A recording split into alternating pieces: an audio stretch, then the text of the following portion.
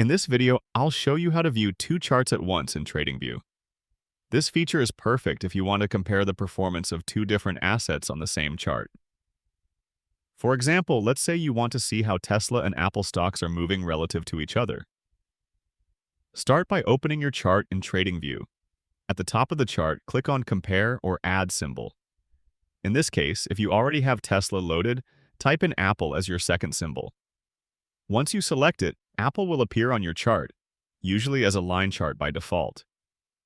Now you'll see both Tesla and Apple plotted together, making it easy to compare their price action side by side.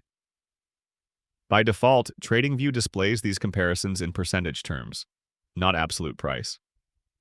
That way you can clearly see how much each stock has moved over time relative to its own starting point, which is great for spotting correlations and performance differences. And that's it! Now you know how to compare two charts at once in TradingView. If this tutorial was helpful, don't forget to like the video and leave a comment. Thanks for watching, and I'll see you in the next one.